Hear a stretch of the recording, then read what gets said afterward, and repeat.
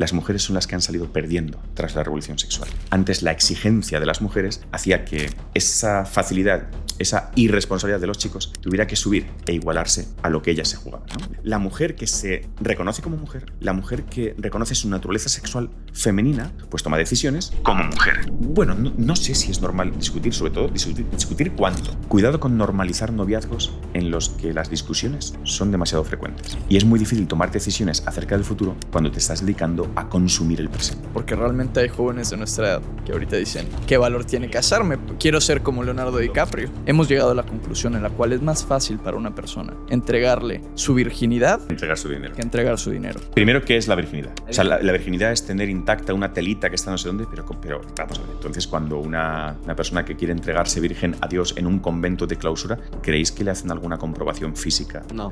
Si encima la persona que está exigiendo esa checklist es como católica y va a comparar a todos los candidatos con nuestro Señor Jesucristo, ¡no te casas!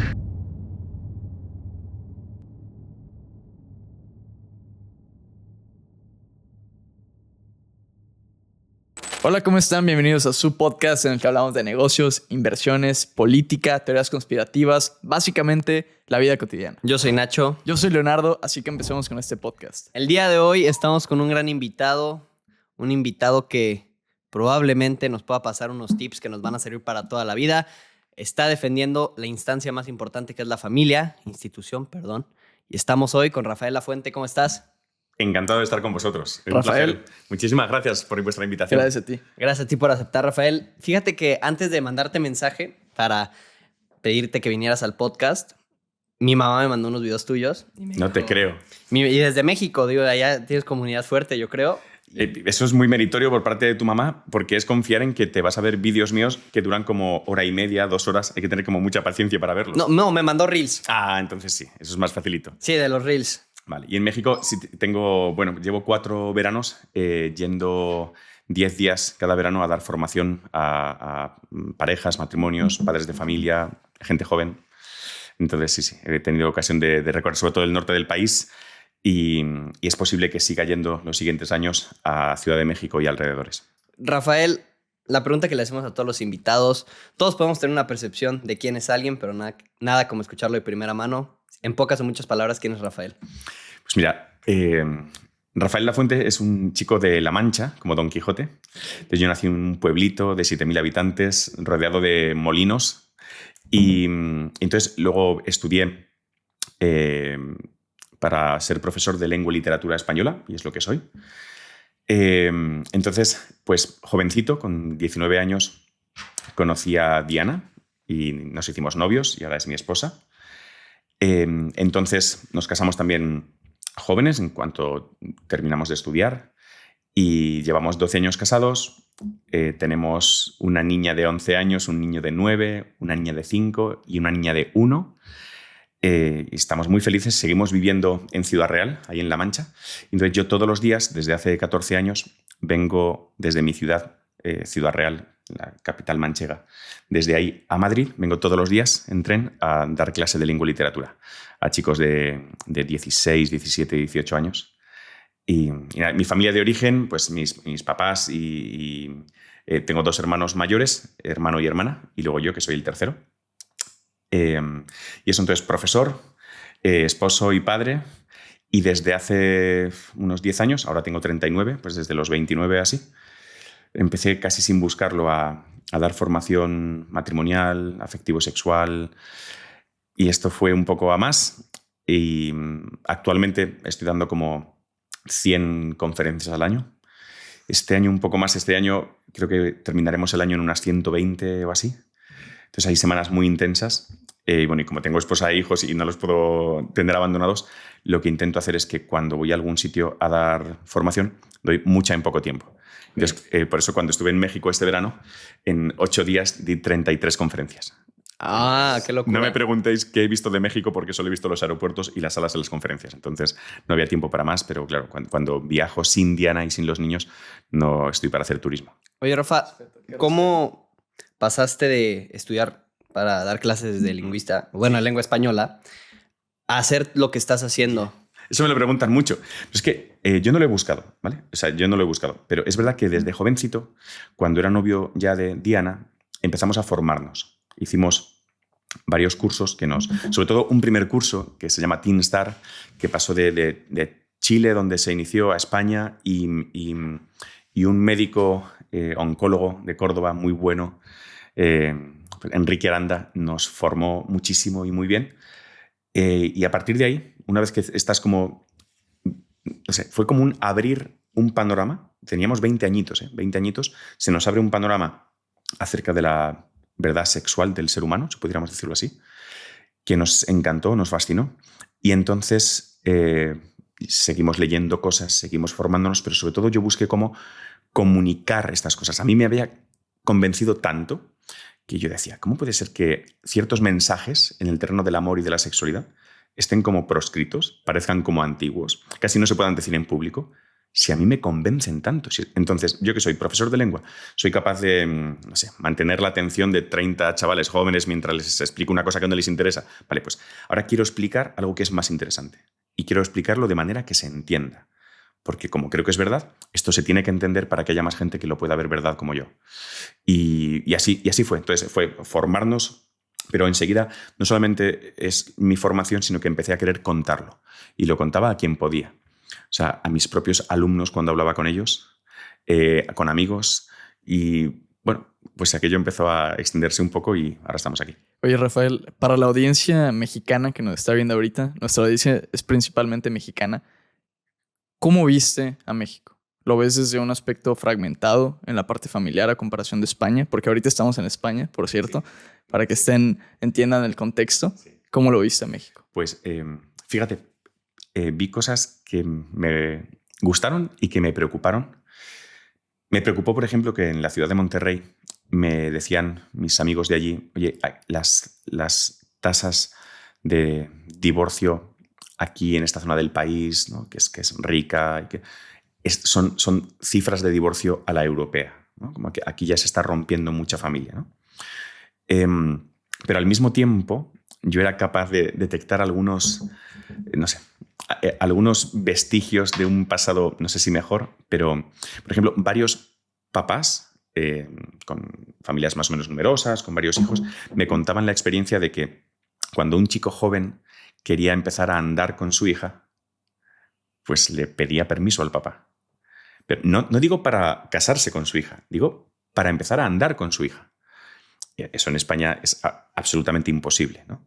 Entonces vi que al menos en algunos sectores de la población se le da todavía mucha importancia a la familia, aunque es cierto que, bueno, pues que las cifras de divorcio son altas, que hay muchos hijos que están creciendo sin su papá o sin sus papás y que, bueno, al fin y al cabo el joven, el adulto mexicano ha visto las series producidas en otra parte del mundo que han conducido a que todo el mundo viva como vive, ¿no? Rafa, yo estaba revisando un poquito la estadística. Hace 20 años en México, 1 de cada 10 parejas se divorciaban. 1 de cada 10 matrimonios, ¿no? En España, hace 20 años, eran 2 más o menos de cada 10. No, es lo que yo investigué. Hoy en día en México son 3 de cada 10 y en España son 5 de cada 10. ¿Por qué crees que esto está pasando? Bueno, el aumento de las rupturas que es escandaloso. Además, en esos datos que has dado, si quieres, te los corrijo un poquito. Sí, por favor. Al alza, porque, claro, ahí vienen las rupturas de parejas que formalizaron su relación. No aparecen las rupturas de aquellos que no formalizaron su relación. Que son bastantes. Y por favor, tienes que añadir ahí también la cantidad de parejas, la cantidad de matrimonios que llevan una vida matrimonial desastrosa, una vida matrimonial de mierda, pero todavía no se han divorciado. Añádelos. Es decir, ¿cuánta gente se quiere? O sea, ¿cuánta gente se quiere? Hay mucha gente sufriendo por esto. Tú me preguntas por ese aumento de las cifras en muy poco tiempo. Mira, cuando cualquier cifra cambia mucho en muy poco tiempo, hay varias causas que están empujando.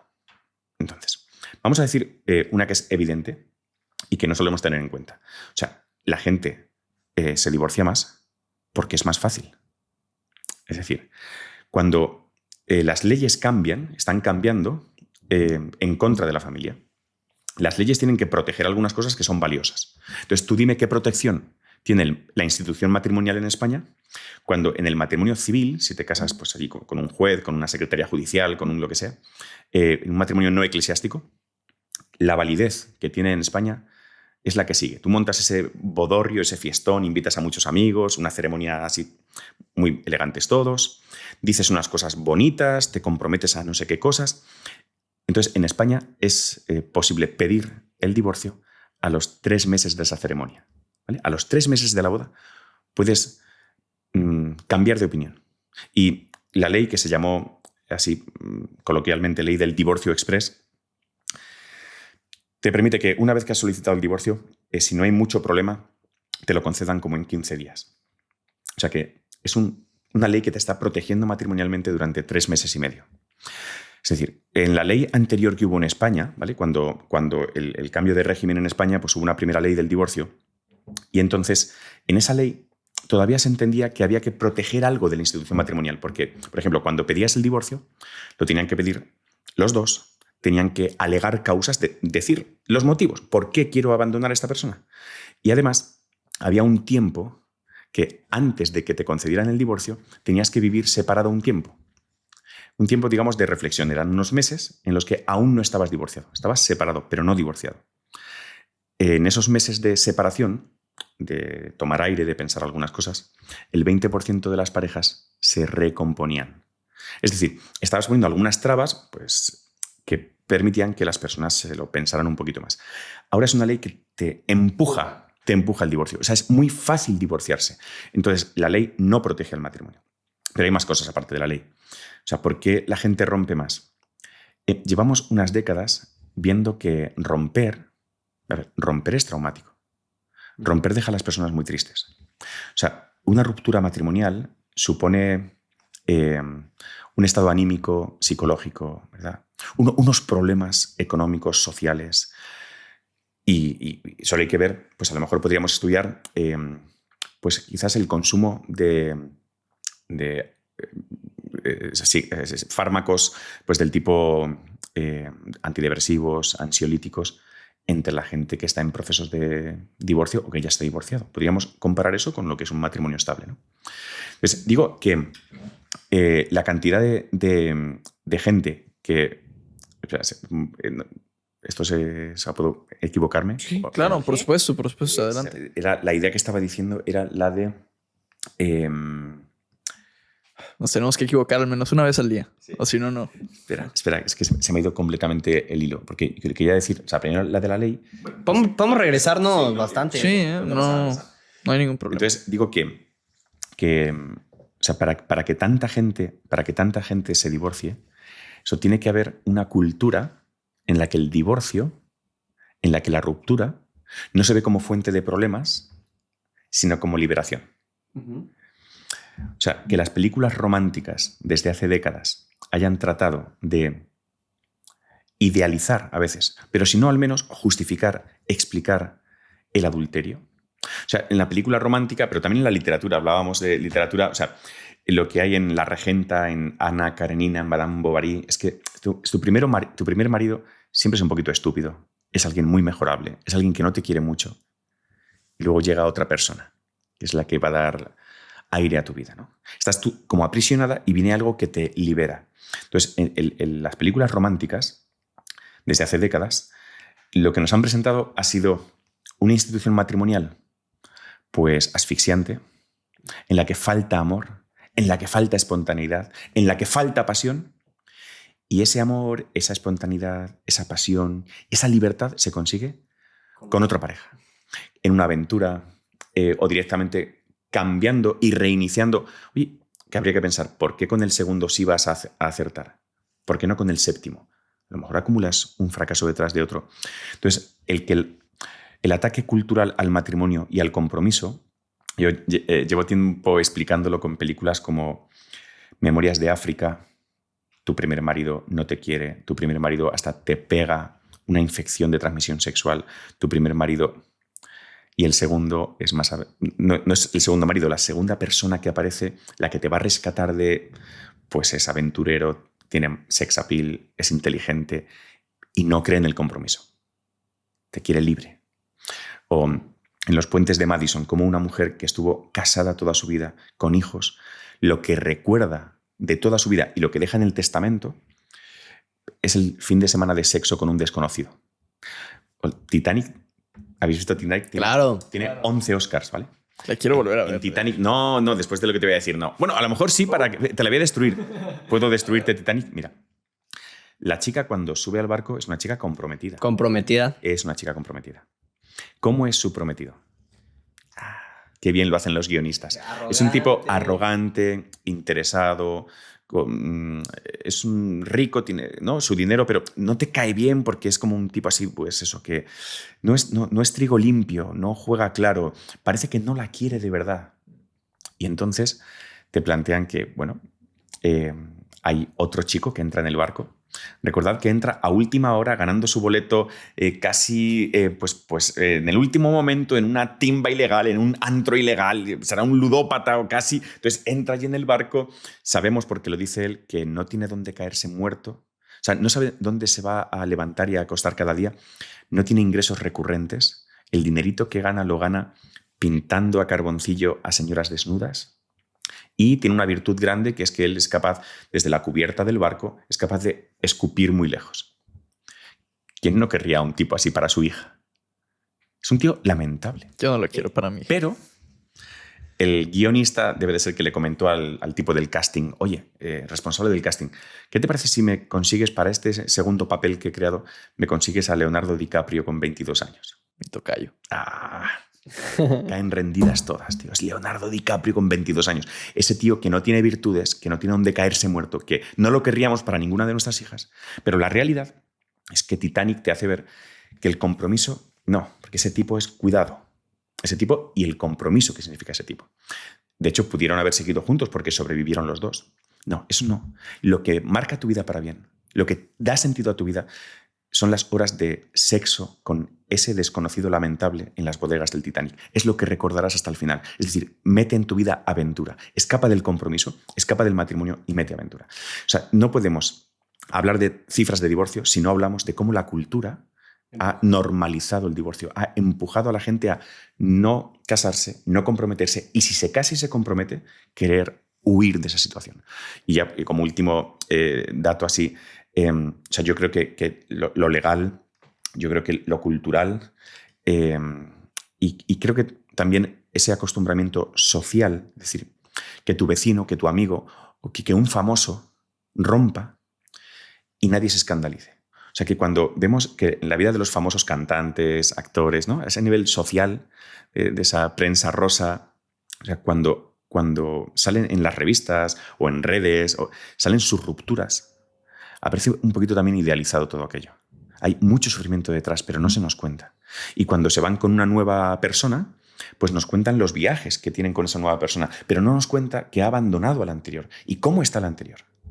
Entonces creo que se nos oculta la información de tal manera, se pone el foco de tal manera pues que hemos normalizado algo. Cuando lo normalizamos, pues lo hacemos. Claro. O sea, no nos provoca escándalo, no nos provoca miedo el divorcio. No pensamos en las consecuencias, no pensamos en lo que podemos sufrir, en lo que vamos a hacer sufrir a la otra persona, en lo que vamos a hacer sufrir a nuestros hijos. Soy profesor, doy clase a chavales y los profesores tenemos el privilegio de ver bien clarito cómo desaparece el suelo bajo los pies de nuestros alumnos cuando sus padres dejan de quererse. Pero todo se ha normalizado. Entonces, ese aumento, esa explosión de divorcios tiene que ver con un empuje legal, cultural, social, en el que esto pues, se ha normalizado y la gente, como es normal, lo hace. Y antes de pasar al cómo prevenirlo, ciertos videos tuyos que quiero citar ciertas cosas que dijiste y preguntarte, pero antes de ese punto me gustaría preguntarte, ya entendemos un poquito pues, qué está pasando, ¿no? Están empujando los divorcios, lo están haciendo ver. Hay una agenda tal vez. Yo te quiero preguntar por qué. ¿Por qué crees? Digo, porque no es como que aparece... Eso no lo puedo saber, pero sí. ¿Por qué creo? Porque creo que un individuo solo es más manipulable. O sea, la familia es una institución de absoluta seguridad. Claro. Es la institución que te protege.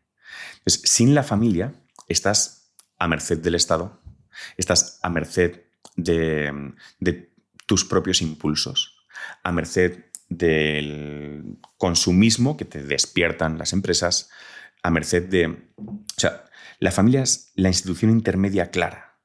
Es el paraguas entre el Estado y tú, las grandes corporaciones y tú. O sea, la familia... Uno vive en familia en su casa. Es un recinto sacro. En tu casa nadie entra. Entonces, fíjate cómo al individuo, a la persona, se la ha despojado de la familia con muchas horas en los colegios y colegios estatales. Y entonces en esos colegios estatales, porque en un colegio no estatal, la familia puede decidir qué es lo que va a recibir su hijo. Entonces hay asociaciones de padres que montan un colegio, grupos religiosos que montan un colegio y tú libremente vas a ese colegio para que tu hijo siga con esa institución también intermedia, el colegio, la escuela, protegido según tú consideras, ¿no? Escuelas estatales, ¿no? Para que nuestros hijos piensen todos según las ideas de esos gobiernos o que todo el mundo vea las mismas películas y series, decíamos antes, ¿no? Entonces ya no hay un filtro de papá y mamá, de comentar con los hermanos. No, es un individuo, está solo frente al Estado en la escuela, está solo frente a las ideologías del mundo ante el televisor. Y entonces cuando un individuo está solo, es más obediente. Cuando un individuo está solo, es más inseguro.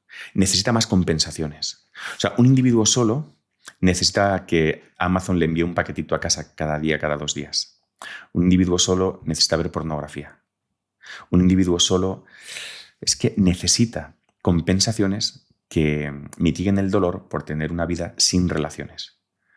Entonces sí creo que hay una agenda. La agenda de destrucción de la familia para dejar solo al individuo y que así sea más manipulable. Okay. Me gustaría... Entonces, se pudiera llegar a una tesis que básicamente hay una agenda, los medios de producción que producen estas películas, estas series, están apuntando a la fragmentación de la familia. Absolutamente.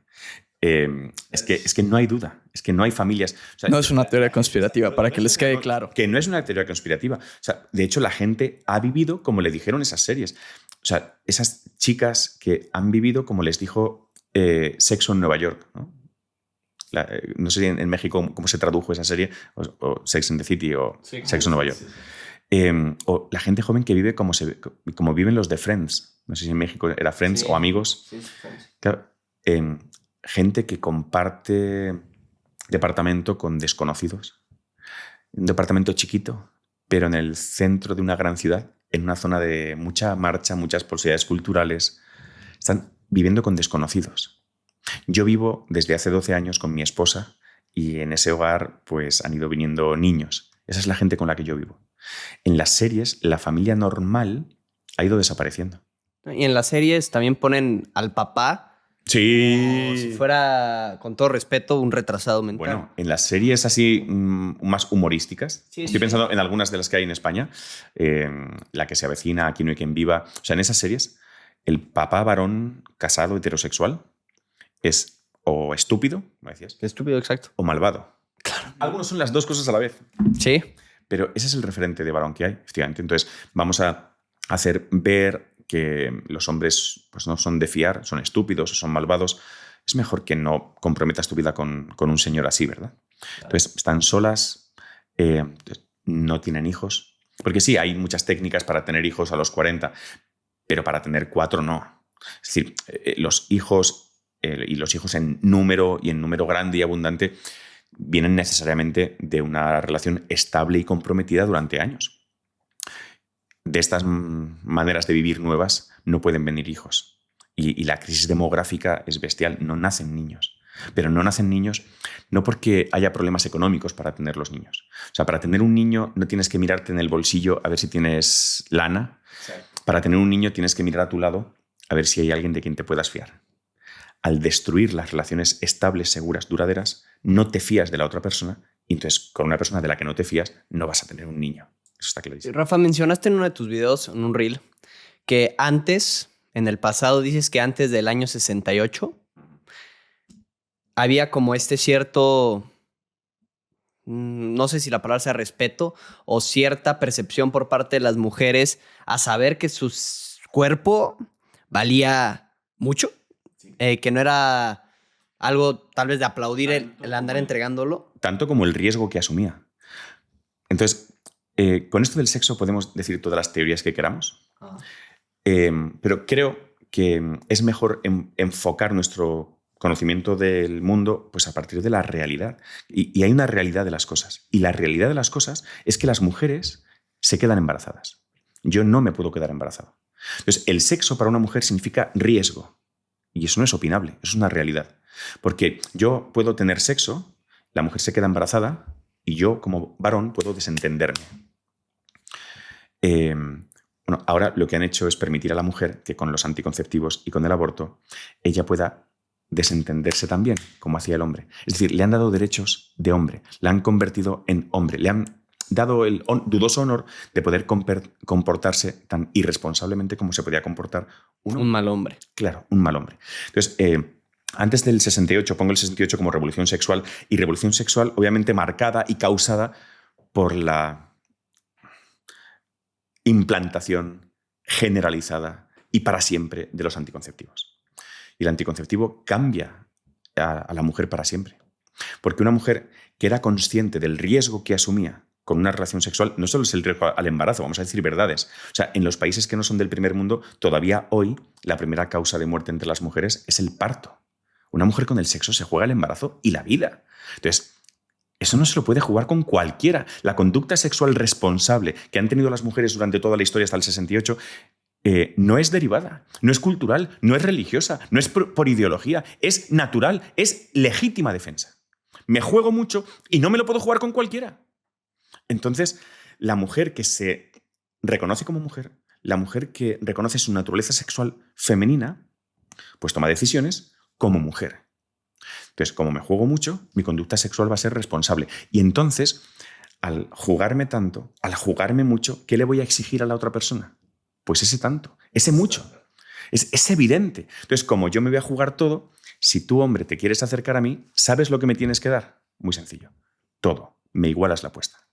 Entonces, ante el riesgo que yo voy a asumir, tú tienes que igualarme ese riesgo. ¿Cómo? Pues la institución matrimonial. La institución matrimonial es, digamos, la entrega, es el regalo del hombre a la mujer consciente de que solo entregándolo todo tiene derecho a estar a la altura de lo que una mujer se juega en la entrega sexual. O sea, la institución matrimonial es lo único que responde de forma natural, no derivada, no cultural, no religiosa, sino de forma natural, responde a la realidad sexual de la mujer. Entonces, la mujer, consciente de su realidad, imponía al hombre sus exigencias. Eso sí era empoderamiento. La mujer exige al hombre. ¿Y qué es lo que ha ocurrido ahora? Pues que la mujer no exige al hombre. ¿Por qué? Porque no se juega tanto. Como no me juego tanto, como la anticoncepción resta riesgo al sexo, yo no arriesgo tanto, por lo tanto, puedo arriesgar con cualquiera. Es decir, una mujer sin anticonceptivos solo puede acostarse con el mejor hombre, con el hombre que se lo da todo. Una mujer con anticonceptivos se puede acostar con cualquiera. Entonces, fíjate, las mujeres inteligentes de la historia, yo creo que no las religiosas, no las católicas, no, las mujeres inteligentes de la historia, fíjate cómo hacían. Cuando un chico se acercaba y quería besarlas, quería tocarlas, quería tener sexo con ellas, un chico que por ser chico no se embaraza, no tiene sangrados, no le duele nada, o sea, para el chico el sexo es algo fácil, ¿verdad? Tiene los genitales externos muy fácilmente manipulables, el chico es muy visual, el chico tiene mucha testosterona, así que mucho impulso, muy visual, sin riesgos, sin dolores. Para un chico normal el sexo es fácil, ¿verdad? Cuando ese chico se acercaba a la chica, una chica para la que el sexo es sangrados, dolores, posibilidad de embarazo, o sea, riesgo, para la chica el sexo es difícil, ¿verdad? Cuando el chico se acercaba con ganas de besarla, tocarla, tener sexo con ella, ya rapidito, ya de primeras, si la chica ya rapidito y ya de primeras se deja besar, se deja acariciar, se deja tener una relación sexual, ¿qué idea esa chica está reafirmando en la cabecita de ese chico? Que el sexo es fácil. Entonces esa chica juega a lo sexual en el terreno del chico con las reglas del chico. Por eso las chicas inteligentes de la historia no aceptaban eso. Las chicas inteligentes pensaban, ¿cómo es el sexo realmente? ¿Cuál es la naturaleza del sexo para mí? ¿Es difícil? ¿Cómo se lo voy a poner a este chico? Difícil. Y entonces el chico tiene que jugar en mi terreno con mis reglas. Las mujeres son las que han salido perdiendo tras la revolución sexual. Porque antes la exigencia de las mujeres hacía que esa facilidad, esa irresponsabilidad de los chicos tuviera que subir e igualarse a lo que ellas se jugaban, ¿no? El chico tenía que subir. ¿Creéis que los chicos de hoy, los hombres del mundo de hoy, desde la revolución sexual, ¿no? Los chicos han mejorado su conducta sexual? ¿Los chicos de ahora son más responsables sexualmente? No. Porque el único cambio, esto que voy a decir es un poco serio, lo voy a decir, y es que es una verdad como una catedral. El único cambio que trajo la revolución sexual es que ahora las mujeres, por culpa de los anticonceptivos y por culpa del aborto, pueden comportarse exactamente igual de irresponsablemente que los chicos. Hemos empatado por abajo, estamos sufriendo las consecuencias. A la mujer con la anticoncepción y con el aborto se le ha dado el derecho de comportarse sexualmente como un hombre. Han salido perdiendo ellas, sí. Claro. Y nosotros, que no tenemos, digamos, quien nos exija, quien nos saque lo mejor, quien nos impulse hacia arriba, porque cuando a un varón le exiges mucho, esto es muy bonito, el varón te da mucho, pero si le exiges poco, te da poco. Y lo que ha ocurrido es que antes, para que un varón consiguiera sexo, a cambio tenía que dar su vida. Y ahora, para que un varón consiga sexo, a cambio no tiene que dar nada. ¿Quién ha salido ganando en la revolución sexual? Los hombres. Es un invento de los hombres. Y los anticonceptivos han traído solo ventajas para esos hombres que quieren seguir comportándose irresponsablemente en el sexo. Entonces, dentro de lo que nos estás diciendo, no hay manera que que tú pudieras recomendar a una pareja de 18, 20, 25 años de edad que te diga que, oye, pues te digan, nos queremos mucho, no sé qué, y nos queremos acostar, o nos hemos acostado, pero pues él me quiere mucho. ¿Tú cuál dirías que son los problemas ahí? No, quererse mucho es muy bonito. Lo que quiero saber es cuánto. Es decir, quererse mucho como yo quiero a mi esposa o no tanto. Es decir, yo a mi esposa le he dado palabra de estar con ella, pase lo que pase, hasta el final de mis días. Yo le he dado palabra. Esa parejita de 18 años se ha dado esa palabra. Yo la di en público. O yo a mi esposa le he entregado todo mi dinero. O sea, el régimen económico en el que estamos casados es aquel en el que todos los bienes pasan a ser una sola cosa. Si a mí mi esposa me abandona, se queda con mi dinero. ¿Los chavalitos de 18 años entregan también su dinero? Eso no tan rápido, ¿verdad? O sea, el cuerpo sí lo entrego, pero el dinero no. Es cuando, sobre todo el chaval, el chico, le dice a la chica, novia, demuéstrame que me quieres, acuéstate conmigo. ¿Te imaginas que la novia le respondiera, novio, demuéstrame que me quieres, dame ya todo tu dinero? Y el novio diría, no, eso es muy delicado, eso hay que pensarlo mucho porque es un riesgo muy grande. Y la novia tendría que contestar, ¿cómo de grande? Como el riesgo que asume una mujer cuando tiene una relación sexual. Típica pregunta tontorrona, de joven tontorrón, que dice, oye, pero ¿qué diferencia hay entre tener sexo el día antes de la boda y el día después de la boda? Pues fíjate con el dinero. El día antes de la boda nadie se entrega todo su dinero. Para eso sí esperamos, ¿verdad? Quieres estar seguro. Entonces, lo que quiero decir es que puede haber en el sexo prematrimonial, en el sexo entre los jovencitos, puede haber un punto de mentira, un punto de incoherencia. Y es que en la cama tú quieres demostrarte amor, en la cama te estás diciendo unas cosas que fuera de la cama aún no las dices. A lo mejor no es porque no quieras decirlas, simplemente porque no puedes decirlas aún. O sea, tú fuera de la cama, eso, ¿ya le has dado todo lo demás en todos los terrenos? O sea, tú te sacrificas por tu novia, ¿en qué otros terrenos? O sea, en la cama quieres quererla, en la cama quieres estar con ella. Tú, por ejemplo, vosotros sois jóvenes, me comentabas de tus estudios. Hay muchos novios que cambian de estudios, que cambian de ciudad para estudiar, que cambian su proyecto profesional porque tengan una novia de 18 años. No me suena. Sin embargo, yo que estoy casado, cada vez que he cambiado de trabajo, mi único criterio para cambiar de trabajo ha sido que pudiera ser un trabajo que me permita pasar más tiempo con mi mujer y con mis hijos. Es decir, yo las decisiones grandes las pienso en función de mi entrega matrimonial. Una parejita de novios, esas decisiones no tienen por qué hacerlo así. Ellos pueden seguir hablando en primera persona del singular. Yo quiero estudiar, yo quiero trabajar en tal empresa, entonces voy a hacer esta maestría que me permitirá luego... Yo no puedo hablar así, porque yo estoy casado y yo digo, nosotros, Diana y yo, creemos. Entonces, yo le digo a mi esposa fuera de la cama exactamente lo mismo que le digo dentro de la cama. En una parejita de novios eso no sucede así. O sea, esto es una constatación. Pero además, piensa que lo que esa parejita que tú me comentabas de 18 años hace en la cama, físicamente, tampoco se parece a lo que yo hago con mi esposa. Porque esa parejita de 18 años, te recuerdo, que no puede tener relaciones sexuales completas. No puede, de hecho, la relación sexual completa con esa edad le aterran las consecuencias. O sea, un embarazo les cambiaría mucho la vida, ¿verdad? No están buscando eso. Y por eso tienen que hacer masturbaciones mutuas o marcha atrás o usar un preservativo o la píldora. Pero ¿verdad que no pueden hacerlo del todo? ¿No pueden hacerlo bien? No, porque no pueden asumir las consecuencias de una relación sexual completa. Es que no sé si habéis pensado alguna vez que los casados que nos queremos mucho, los que tenemos una relación estable, comprometida, etc., los casados que nos queremos mucho somos los únicos que tenemos el privilegio de tener relaciones sexuales completas. Claro. Los demás no pueden. No digo que no quieran, digo que no pueden. Así que digamos que el tener sexo del todo, tener sexo de verdad, es un privilegio de los que nos queremos del todo, de los que nos queremos de verdad.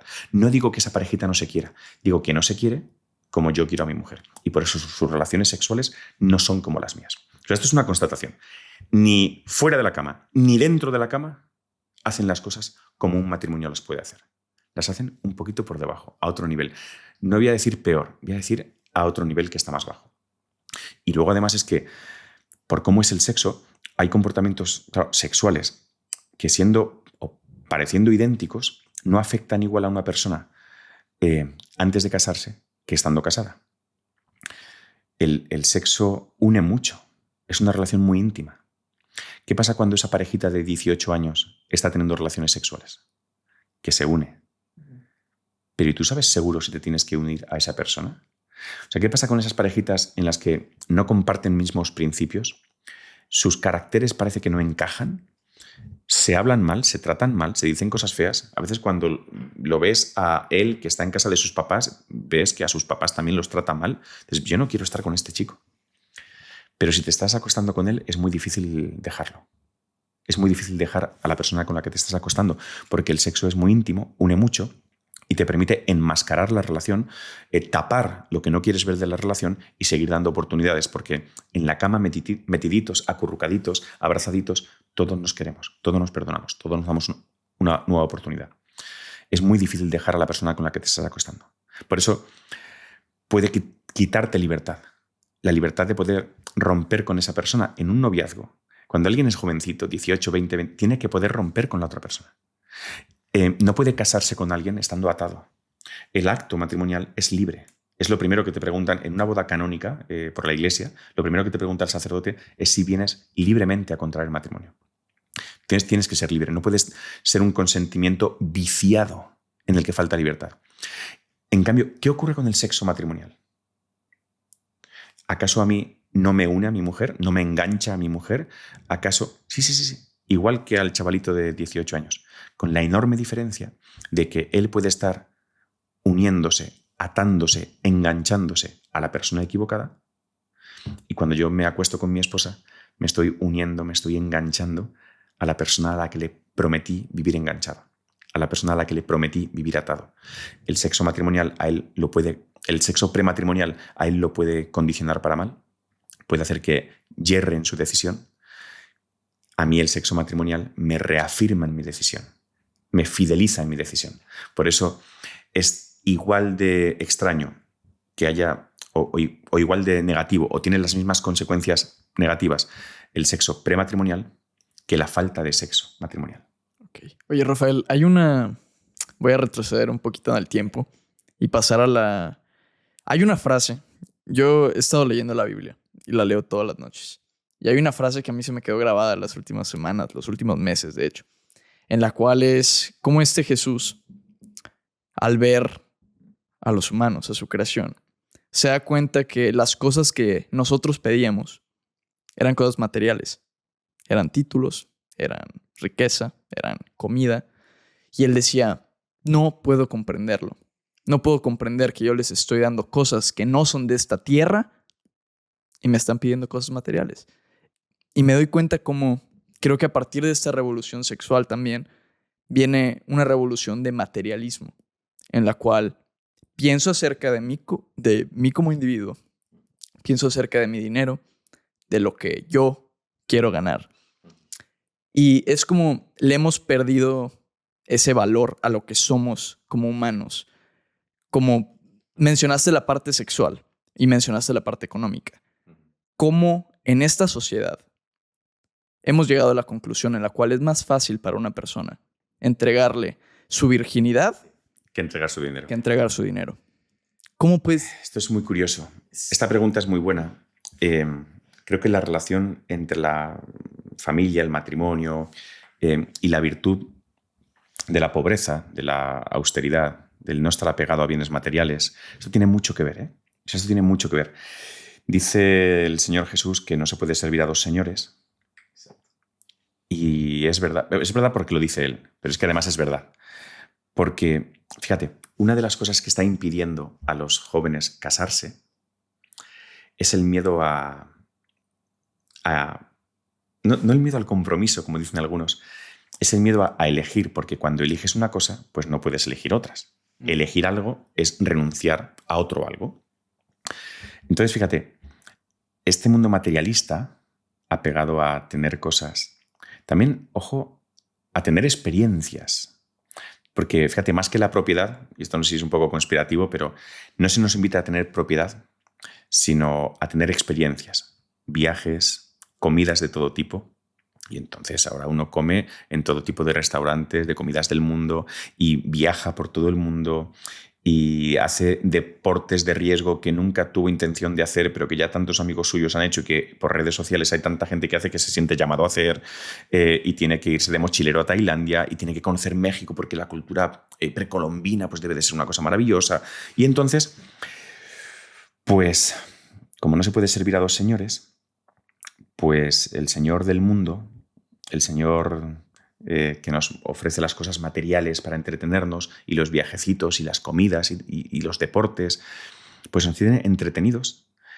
Pero, claro, nos vamos apegando a esas realidades que además son muy adictivas y que son, claro, son satisfactorias, son lujosas, son entretenidas, son apasionantes, fascinantes. Y entonces, claro, ante la exposición a lo material, a los placeres del mundo, la construcción de las relaciones es más difícil, ¿no? Esos placeres del mundo son de consumo, ¿no? Uso y tiro, acumulo experiencias, y estamos hablando de que en el matrimonio yo no puedo usar y tirar, no puedo acumular personas, no.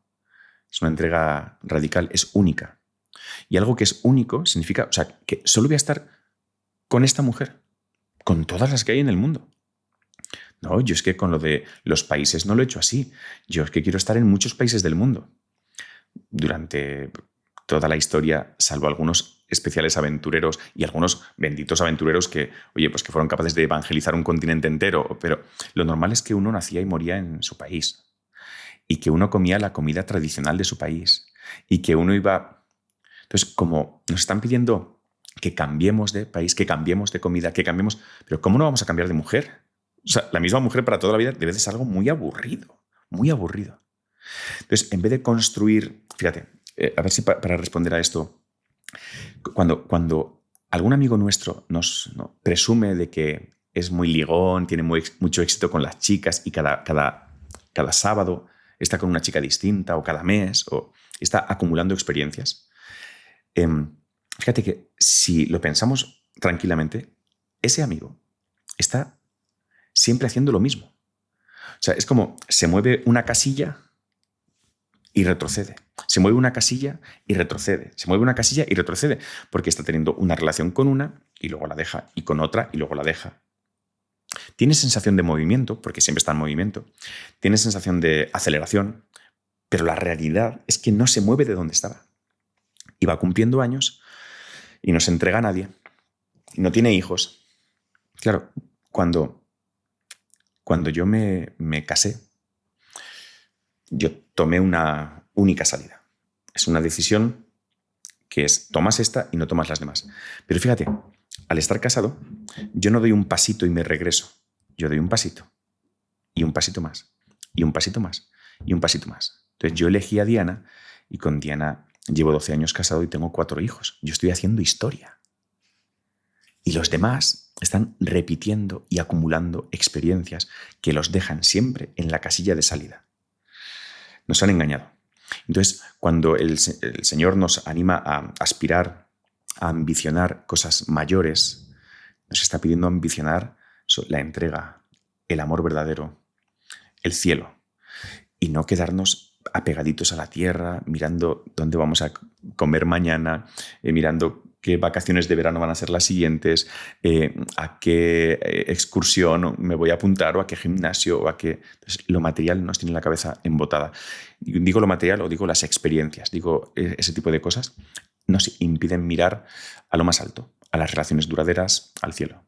Rafa, una pregunta. Nuestra audiencia es aproximadamente entre 18 a 30 años, más o menos como ese rango de edad. Yo tengo 22, tú tienes 21, si no me equivoco, Lick. Y obviamente, en esta edad, muchos de nosotros, incluyéndome, yo por ejemplo tengo novia y sé que otras personas que probablemente vean mi contenido tengan pareja. ¿Cuáles serían esos tips que tú nos podrías dar, genuinos, para alcanzar un matrimonio que digas, oye, hombre, pues mujer, como pareja, y digo, ir como desglosando un poquito para... Pues mira... También me gustaría añadir esa pregunta. Aparte de los tips, ¿por qué esto tiene valor? Porque realmente hay jóvenes de nuestra edad que ahorita dicen, ¿qué valor tiene casarme? Quiero ser como Leonardo DiCaprio. Respondo primero a la tuya y luego a la tuya. Porque la tuya es de base. Gente, ¿y si no me quiero casar? O sea, ¿por qué tiene valor esto? La gente madura, la gente que es madura, es la que tiene la capacidad de proyectarse hacia el futuro y ver las consecuencias de las decisiones. Si la vida no la entregas, si no formas una red, una familia, un entorno de seguridad basado en amor comprometido, ¿dónde te ves con 60, con 70 años? ¿Con quién te ves? ¿Cuánta gente está sola? Aquí en España, cada gran edificio que se inaugura, los edificios más grandes en muchas de las ciudades del país son residencias de ancianos. Ancianos que pasarán solos los últimos años de su vida. Cuando eso es una anomalía histórica, porque durante toda la historia, igual que nacíamos en casa, en una familia, e íbamos a ser cuidados por nuestros padres, moríamos en casa, en una familia, siendo cuidados por nuestros hijos. Y como la familia funcionaba, no hacían falta planes de pensiones, no hacía falta pensar en la jubilación, porque al nacer te mantendrían tus padres y al morir te mantendrían tus hijos. Entonces, la catástrofe de soledad que está habiendo en los países del primer mundo, porque cuando eran jovencitos, 21, 22 años, cuando eran jovencitos pensaron que en vez de construir relaciones para el futuro, convenía consumir el presente. Es curioso porque para otras cosas sí pensamos en el futuro. Me explico. Como por cómo está el mundo y los mercados, pues parece, a pesar de que tenemos una lengua imperial que hablan 500 millones de personas como lengua materna, que es el español, y para hacer negocios o lo que quisiéramos hacer no nos haría falta hablar lenguas bárbaras, pues nos han convencido de que si no sabemos inglés no vamos a ningún sitio. Y tienes a todos los niñitos, no digo jóvenes, a todos los niñitos de España, en todos los colegios buenos de España, con unos sistemas de bilingüismo absoluto para que esos niños, desde pequeñitos, aprendan a saber, a manejarse bien en inglés, para que si en el futuro les hace falta, pues tengan esa capacidad, ¿verdad? O sea, algo que a lo mejor te hace falta, lo preparas desde muchísimo antes, ¿sí o no? Uh-huh. Que te quieran te va a hacer falta. Bastante. ¿Y eso cómo lo estás preparando? Sonaste dolido ahí. Porque, de hecho, me suelen contar, los jóvenes de vuestra edad me suelen contar que estudian. Tal. Sí, pero ahí no te juegas la felicidad. O sea, donde vas a ser del todo feliz o del todo desgraciado va a ser dentro de tu casa. Ese terreno, ¿cómo lo estás preparando? O sea, en la vida profesional, hombre, o sea, si tú te formas bien y haces los estudios en este sitio y unas prácticas buenas en esta empresa, tu éxito profesional está casi garantizado. Con las tasas de divorcio de las que hablábamos, el éxito en que te quieran para siempre, ¿eso lo tienes tan garantizado? Creo que no. De hecho, es lo más difícil. O sea, conseguir que seas capaz de querer y que te quieran para siempre es ahora mismo, con los datos que hay, lo más difícil que hay. Oye, y si es lo más difícil, ¿te estás preparando para ello? Y sabiendo que la gente lo que más consume en todos los países del primer mundo son antidepresivos y ansiolíticos, a pesar de tener esos trabajos fantásticos en inglés y a pesar del deporte que hacen, los viajes que hacen y las comidas que tienen, sabiendo que a pesar de esa vida fantástica fuera de casa, están hasta arriba de antidepresivos y ansiolíticos, ¿no será que lo de dentro de casa, además de ser lo más difícil, es lo más importante? Pues ¿cómo te estás preparando? Para lo más difícil y para lo más importante de tu vida, ¿cómo te estás preparando? Entonces, que esta pregunta es ineludible. O sea, que los jóvenes que ven este canal tienen que ser conscientes de que tienen que tomar decisiones acerca de su futuro. Y decisiones maduras. Y es muy difícil tomar decisiones acerca del futuro cuando te estás dedicando a consumir el presente, a agotar el presente, a pensar solo en el presente. Entonces, esa es mi respuesta a tu pregunta y la tuya, claro, oye, pues, ¿cómo lo hacemos si verdaderamente nos convence que hay que casarse, hay que tener una, no sé, pues una buena mujer, un buen marido? ¿Cómo lo hacemos, no? Esas ideas que me pedías. Primero, hay que asumir, porque yo estoy viendo que mucha gente joven, pero no de vuestra edad, sino mayores que vosotros, 28, 29, 30, 31, 32, pues que no se casan. Y no se casan, me dicen, porque no conocen a nadie, porque no encuentran a la persona indicada. Perdona, ¿dónde me dices que vives? En la ciudad de Madrid, con varios millones de habitantes, o en la ciudad de México, con muchos más millones de habitantes. Y dices que no encuentras ahí. Hombre, yo encontré novia en mi ciudad de 70.000 habitantes. ¿Sabes? Bueno, nuestros abuelos encontraban novia y esposa y trabajo en su pueblito de 500 habitantes. Entonces creo que una idea para que esto pueda ir bien es saber que la juventud de hoy se mueve en un contexto de oferta infinita y que cuando la oferta es infinita, elegir es muy difícil. Y entonces lo mismo no eliges. A lo mejor no eliges.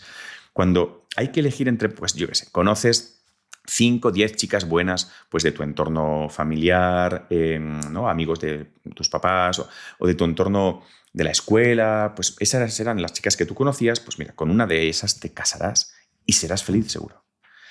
Ahora tienes tantas amigas de lo académico, de las prácticas de la empresa, de no sé qué, de un viaje que hiciste y acumulas una cantidad de contactos del otro sexo en WhatsApp y una cantidad de grupos con gente del otro sexo, pues porque hacéis deporte juntos, porque hacéis viajes juntos, y me dices que no encuentras. No, sí encuentras, pero no eliges. Entonces, al problema de la oferta infinita se le suma el problema de las expectativas demasiado altas. Para alguien que desde jovencito lo ha tenido todo, que quiere trabajar en la mejor empresa, en el mejor despacho de abogados, no en el segundo, en el mejor, y que quiere ganar, claro, cuando tiene que enfrentarse a la decisión de, oye, ¿con quién me caso?, quiere también a la mejor. ¿Cómo vas a hacer ¿Está mal eso? Tener estándares altos. ¿Cómo vas a hacer el estudio de mercado? ¿Vas a tomarte varios cafés con todas las mujeres del mundo y luego decides? O sea, ¿no te das cuenta de que eso sería imposible? Y de que además es someter a una presión a la otra persona. Entonces, eso de estándares altos, cuidado, porque es gente que tiene un proyecto e intenta que una persona encaje en ese proyecto. O sea, yo no me casé con un proyecto, yo me casé con Diana. Y el proyecto lo construimos. O sea, cuidado con tener un proyecto tan marcado y unos estándares tan altos que no vas a elegir a nadie. Porque nadie... O sea, estos libros con checklist y con... No. Porque no te vas a casar. Porque y si encima la persona que está exigiendo esa checklist es como católica y va a comparar a todos los candidatos con nuestro Señor Jesucristo, no te casas. No te casas porque ninguno es lo suficientemente bueno. Y entonces pregúntate a ti y sé humilde. ¿Acaso yo soy lo suficientemente bueno para alguien? Que esto no va de elegir al mejor. que esto va de elegir. Y si no eliges, pues te quedas como estás. O sea, es elegir. Diana no sé si era la única guapa que había, la única lista que había, la única buena que había. Lo que sé es que es la única a la que elegí y la única que me eligió. Y ahí estamos haciendo historia. O sea, por supuesto que hay que ser prudente. Por supuesto que en el noviazgo hay que hablar mucho. Pero de todo. Entonces, ese es otro de las ideas, ¿no? Una es eso, la dificultad de elegir, con oferta infinita y con estándares altos. Eso dificulta la elección. Y entonces, para elegir bien, noviazgo bien vivido, hablando de todo. Hay que hablar de sus papás y de los tuyos. La familia política, la familia de ella y la tuya, a veces pensamos que una amante, una compañera de trabajo, es la tercera persona que rompe tu matrimonio. No, a veces quien rompe tu matrimonio es la suegra, ¿sabes? Entonces hay que hablar muy bien de la familia política, hay que saber cómo es su familia, cómo es mi familia, porque a veces si no gestionamos bien eso puede romper luego nuestro matrimonio. Entonces hay que hablar de familia política, hay que hablar de dinero. Tú eres una persona austera o consumista. ¿Tú en qué quieres que empleemos el dinero cuando estemos casados? O sea, ¿o qué crees que...? Bueno, eso hay que hablarlo. Hay que hablar del tema de los hijos. ¿Quieres tener hijos o no? Y si los tenemos, ¿cómo los vamos a educar? Hay que hablar y hablar y hablar y hablar. Y además, porque hablando también ves, no solo haciendo grandes excursiones, viajes, teniendo experiencias, porque ahí te vale cualquier novia. O sea, tú te vas a el mejor parque de atracciones del mundo, te vas a la selva más, te vas al castillo más y te vas a la playa más. Mira, con quien te vayas te gusta. No, es que he ido a una playa tan paradisíaca, con quien te vayas te gusta. Ahora, cuando simplemente en la relación de noviazgo hay paseos y cafés, es tan sencillo el plan que ahí sí que ves si lo que enriquece el plan es la persona que está sentada frente a ti, la persona que va paseando junto a ti. Hay que hablar de todo y hay que hablar. Es decir, en vez de hacer tantos planes con amigos, planes exóticos, planes divertidos, que sí, que también, pero hay que pasar tiempo juntos, porque, oye, en ese tiempo juntos, a solas, paseando, hablando, te das cuenta, y esta para mí es una idea clave, te das cuenta de si te gusta pasar tiempo con esa persona. Si te gusta pasar tiempo con esa persona ahora, es muy buena señal de que quizás merece la pena pasar todo el tiempo con ella después. ¿Recordáis cuando los gobiernos nos confinaron en nuestras casas? Yo es que tuve una suerte tremenda. ¿Sabéis por qué? Porque a mí el gobierno me confinó, me encerró en mi casa con la persona con la que más me gusta pasar el tiempo del mundo. O sea, yo estuve 3 meses encerrado con mi mujer. Mira, cuando llega el verano, nosotros que somos profesores los dos, en España, por cómo está diseñado el calendario escolar, las vacaciones de verano son julio y agosto, los 2 meses enteros. Y convivir los 2 meses enteros, cuidado, porque en España al menos el mes en el que cada año hay más divorcios es siempre, siempre, siempre septiembre. Porque las familias pasan más tiempo juntas en verano, en agosto, y entonces al llegar septiembre dicen, ya no aguanto más. O sea, es que no soporto vivir contigo tantos días juntos. Porque cuando estás durante el curso trabajando, entrando, saliendo, no ves tanto a tu vieja. Pero ahí cuando llega el verano, pasas más tiempo juntos, pues luego se separan. Fíjate, si a mí me gusta estar con Diana, que cuando llega el verano no nos vamos de vacaciones a ningún sitio. Nosotros vamos a nuestra casita del pueblo y en nuestra casita del pueblo pasamos los 60 días de julio y agosto seguiditos, ella y yo y nuestros hijos. Porque para nosotros no hay plan que pueda superar al estar juntos los dos. O sea, no tenemos que hacer nada para pasarlo bien, porque estar juntos ya es lo que queremos, es como lo pasamos bien. Entonces, digo que ese estar juntos tendrás que ver durante el noviazgo si verdaderamente te gusta, si te mola. ¿A ti te gusta estar con esta persona? ¿O lo que te gusta es ir a buenos restaurantes con esta persona? Ir a no sé qué viajes con esta persona. No, a ti te gusta estar con esta persona. Es que lo mismo te pasas toda la vida con ella, o al menos lo mismo cuando haya otro encerramiento por algo que nos volverán a encerrar, lo mismo te pasas 3 meses encerrado con esta persona. Ya puedes elegirla bien. Que sea alguien con quien te gusta estar. Es que en el confinamiento no podías hacer excursiones. En el confinamiento no podías ir estabas allí. ¿Y qué tenías allí? Pues yo allí tenía a quien quería tener. Entonces, creo que una idea buena es, oye, ahora mismo, cuando estoy contigo, cuando paseamos, cuando charlamos, estoy a gusto. Es lo que más me gusta hacer. Esa es gran señal. Y vamos a trasladarla también al futuro. No solo es el ahora, sino el futuro. Si miro, si pienso, si me proyecto hacia el futuro, en el futuro, ¿con quien me veo pasando el tiempo es también contigo?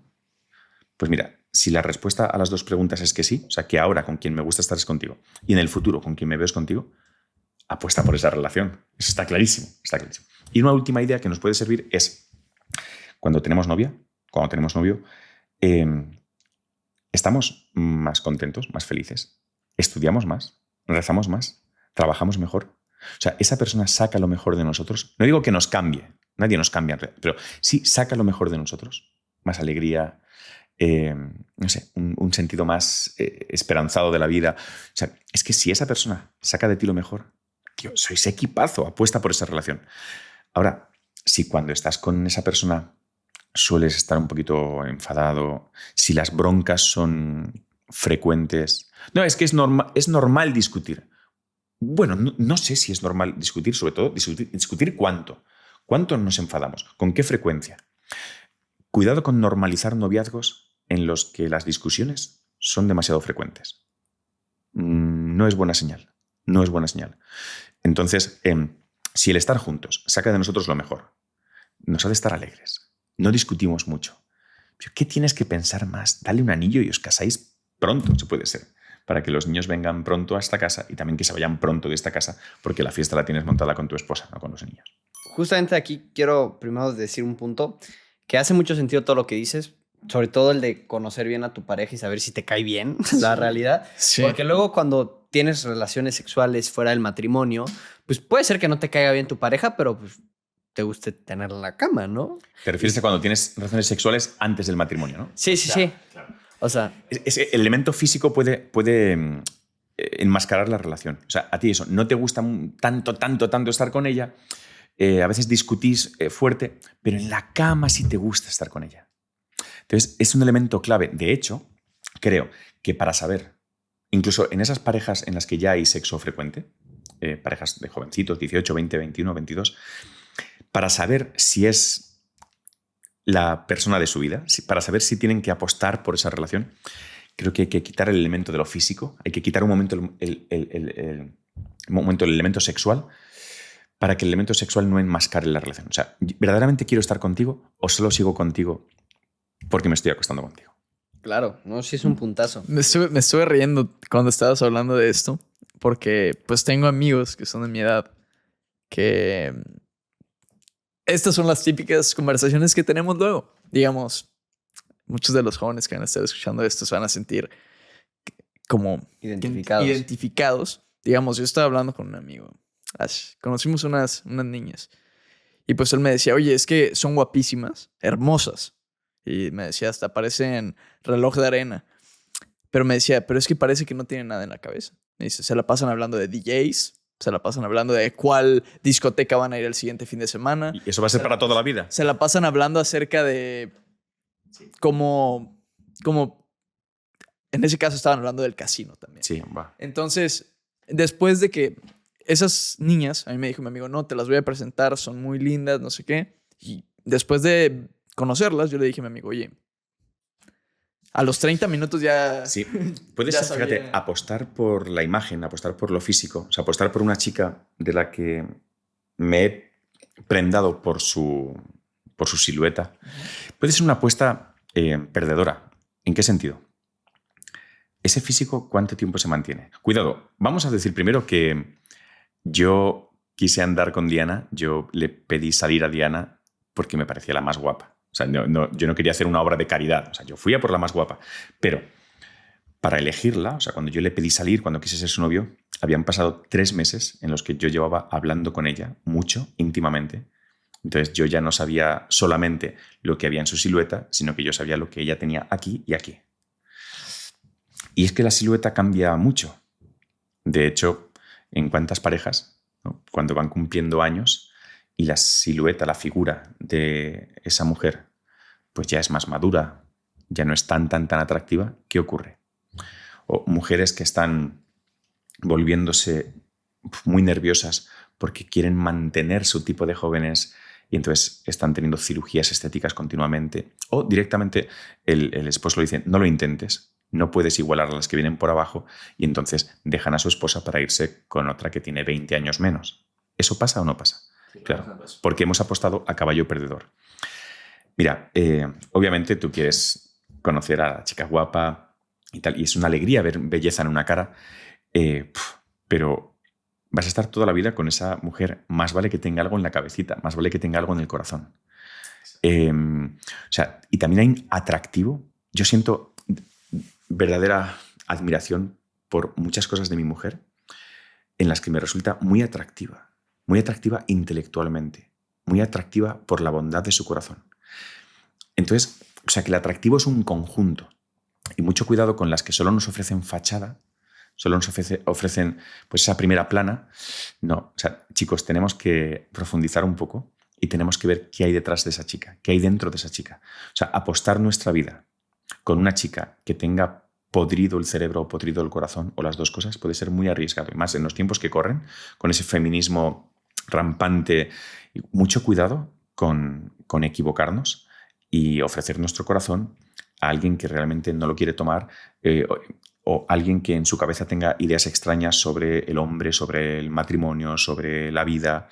No, de verdad, podemos sufrir mucho, ¿eh? Podemos sufrir mucho. Entonces, que un cuerpo bonito no nos salga caro, que un cuerpo bonito no nos suponga una hipoteca demasiado alta. Y Rafa, Bueno, aquí voy a ser un poquito el abogado del diablo, ¿no? Así le llaman. A través de... ¿Sabes quién es Jordan Peterson? Sí. Bueno, él ha hecho bastantes comentarios acerca de este tema. Y él va acerca de la naturaleza humana. Él habla acerca de cómo la mujer, en uno de sus libros, él habla acerca de cómo va a ir por el chico malo. Va a ir por la persona que tiene problemas en su familia. Porque esa mujer o hombre cree que él puede ser el indicado en resolver ese problema. ¿Está mal que un hombre vea a una mujer que, como tú la describes, está dañada del corazón, dañada de la mente, Y diga, yo la rescato. y diga, yo la rescato y vengo a solucionar eso? Cuidado, porque te puedes caer tú también en el pozo. Por rescatar a alguien de un pozo, podéis estar abajo los dos. Mira, da mucha lástima, da mucha pena cuando alguien tiene destruido el corazón, destruida la cabeza. Pero tú no eres Dios, tú no estás para hacer milagros, no eres el médico de esa persona. Tú vas a ser su compañero de vida. Entonces, no puede ser que entregues, hipoteques tu vida. Si eso ocurriera, a ver, si yo me caso con mi mujer y estando ya casados, ella tiene una enfermedad grave, yo la voy a cuidar para siempre, la voy a sostener yo, aunque yo tenga que poner todo y ella no pueda poner nada. Pero hipotecar mi vida antes de, o sea, siendo un joven, ves que una chica tiene el corazón destrozado, que tiene la cabeza destrozada. ¿Por qué tienes que ir a rescatarla tú? ¿Es seguro que va a poder salir de esa ideología que la destruye? ¿Es seguro que va a poder salir de esas heridas afectivas que la están destruyendo por dentro y que tiene el corazón? Entonces, mucho cuidado con ir de salvador, de ir de rescatador. Mira, si hay situaciones que requieren atención profesional, hay situaciones que requieren un milagro, y tú no eres ni un psiquiatra ni Dios. Entonces deja a ellos hacer su labor y tú, no sé. Es que creo que, no sé, salvo gente especialmente arriesgada, ¿quién busca meterse, no sé, en el peor de los sitios? Bueno, para ver si conseguimos salir. ¿Quién busca la peor de las casas? Bueno, a ver si la conseguimos. ¿Quién busca el peor de los trabajos? Bueno, a ver si cambio la empresa desde dentro. No, hombre, no te hipoteques tanto, no arriesgues tanto. Que bastantes dificultades trae a la vida como para pasar esas dificultades con la persona equivocada. Es que justamente esa parte es un conflicto mental que yo he tenido en los últimos meses. Porque yo justamente meses previos o años previos había pensado de esa manera. Como, ¿yo por qué me debería de arriesgar a ir al abismo por una persona cuando yo me puedo caer ahí, verdad? Y igual estoy entendiendo mal el mensaje, pero cada vez que me acerco más a Dios y a Jesús, me doy cuenta que, por ejemplo, a Jesús le preguntaban, ¿por qué estás con prostitutas? ¿Por qué estás con leprosos, ¿por qué Pero estás- Jesús no se Se casaba. casaba con ellas. Exactamente. Nadie, no, pues, o sea, O sea, Tú puedes me hacer por refiero como el ayudar. grupo de amigos también. Claro, tú puedes, a ver, tú puedes formar una asociación de gente que ayuda a mujeres que han abortado y que están sufriendo un trauma doloroso y que entonces vas a acogerlas. O tú puedes formar un grupo de ayuda a jóvenes para que entiendan ciertos mensajes y que esos jóvenes entonces estén más preparados y protegidos. O, no. O tú puedes hacer una serie de voluntariados o de... Tú puedes entregar tu vida en misión absoluta para... Sí, pero casarse es otra cosa. Sí, yo no hablaba de casarse, pero de un amigo, una amiga. Nosotros vamos a ir donde haga falta para ayudar a nuestros amigos, pero no nos vamos a casar con ellos. Y Rafa, ahorita mencionaste el tema de casarte lo más pronto posible. Bueno, hiciste como una expresión de si le encuentras a esa persona, pues dale anillo para que se casen lo más pronto posible y tengan hijos. Vino un video tuyo y te quería preguntar, la verdad, no lo quise acabar porque dije, mejor le pregunto. El tema de que hay ciertas edades en las cuales es más fácil, obviamente esto ya lo sabía, tener hijos. Claro. Pero ¿cuáles son esas edades? Eso no, ese pequeño dato no lo conozco. Creo que, de verdad, tomar decisiones tomando como medida la realidad es mucho mejor que tomar decisiones tomando como medida el deseo. Y la realidad dice, no tanto para los varones, pero sí para las mujeres, ¿no? La realidad dice que hay una biología, ¿no? Y Claro. que el cuerpo de la mujer está hecho de una determinada manera. Podríamos pensar, bueno, pero si estuviera... Mira, esas consultas a Darwin, a Dios o a cada uno en el que crea. Pero la realidad es que una mujer es muy fértil de los 15 a los 25 años y que va perdiendo fertilidad de los 25 a los 35 y que a partir de los 35 su fertilidad cae en picado y que llega un momento en el que deja de ser fértil del todo. Si la vida laboral de una persona, si la vida profesional de una persona puede durar hasta los 60, 65, 70, 75 años, ¿verdad? No hay tanta prisa para trabajar. Quiero decir, vas a estar trabajando toda la vida. Si entre los miembros del hogar, si entre el esposo y la esposa se gana el dinero suficiente, ¿por qué vamos a estar los dos empeñados en hacer crecer una carrera profesional que quizás no es necesaria o no es tan necesaria porque no está condicionada por la biología? O sea, estamos diciendo que las mujeres tienen una edad para ser madres. Pueden decidir no ser madres, porque de nuevo el derecho que les han dado es poder ser hombres. Prefiero ser una CEO, güey. Claro. Claro. ¿Qué puedes hacer? Y en esto no han sido lo suficientemente feministas, porque la incorporación que ha tenido la mujer al mercado laboral ha sido una incorporación en condiciones masculinas. Es decir, tú eres la que gesta a los niños, tú eres la que amamanta a los niños, al menos en el planeta Tierra. O sea, aquí los niños los gesta una mujer, los amamanta una mujer. O sea, el proceso del parto es a veces físicamente difícil. O sea, a mi mujer en cada uno de los partos en realidad han sido cesáreas. O sea, es una cirugía mayor con unos puntos de sutura que hay. Pues fíjate, el permiso de paternidad en España, el permiso de paternidad, o sea, los días que te quedas en casa sin ir a trabajar después de ser papá, el permiso dura lo mismo el del hombre que el de la mujer. Y te aseguro que a mí los puntos de la cesárea me tiraban menos que a Diana. Y yo no gesté al niño, no tuve que parirlo, no tuve que amamantarlo. Entonces, eso tendría que provocar manifestaciones de mujeres en la calle diciendo, ¿cómo que le das los mismos días a mi marido que a mí si yo soy la que ha sufrido todo el embarazo, el parto, el posparto, la lactancia? Pues porque solo piensan en el mercado, solo piensan laboralmente. Entonces, como lo que te perjudica es tener hijos, no hay brecha de género en las empresas, hay brecha de maternidad o de paternidad. Es decir, tú por ser mujer no tienes por qué ni cobrar menos, ni ascender menos. Una mujer que no tenga hijos, que no los vaya a tener, que tenga ligadas las trompas, que sea imposible. O sea, esa mujer puede ser explotada exactamente igual que un hombre en la empresa y por lo tanto se puede ir tan tarde todas las noches a casa y por lo tanto puede subir lo mismo que un hombre. Pero la mujer que es madre o el hombre que es padre tienen una dificultad para ascender en la empresa y es que tienen su corazón en otro sitio. Porque han tenido un hijo y quieren estar con su hijo. Y no quieren darle los mayores esfuerzos y los mejores años de su vida a los desconocidos de esa empresa. Entonces, si funcionáramos con arreglo a la realidad, las mujeres habrían exigido que su incorporación al mercado laboral fuera en condiciones de mujer. Yo soy mujer y puedo ser madre, entonces, pues, que si decido libremente quedarme con mis niños en casa durante unos años, pues que esos años sean, por ejemplo, cotizados también. O que si me voy a reincorporar luego al mercado laboral con 40, 45, 48, 50 años, que haya ventajas fiscales para las empresas que contratan a una mujer que ha sido madre. O no hay ventajas fiscales por discriminación positiva a un montón de gente que quizás no ha hecho ningún mérito para tener esa discriminación positiva y esas pues que la empresa que contrate a una mujer que ha sido madre tenga ventajas fiscales. Porque además es una mujer que ha estado durante años gobernando una empresa familiar y que además tiene ya una edad y un estado de vida con hijos en la que es mucho más estable psicológica y emocionalmente y va a solventar mucho mejor los asuntos en esa empresa.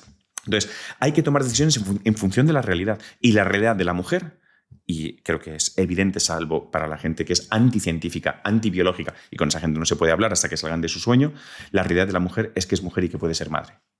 Y que las madres en este planeta son las que gestan a los niños, los dan a luz y los amamantan.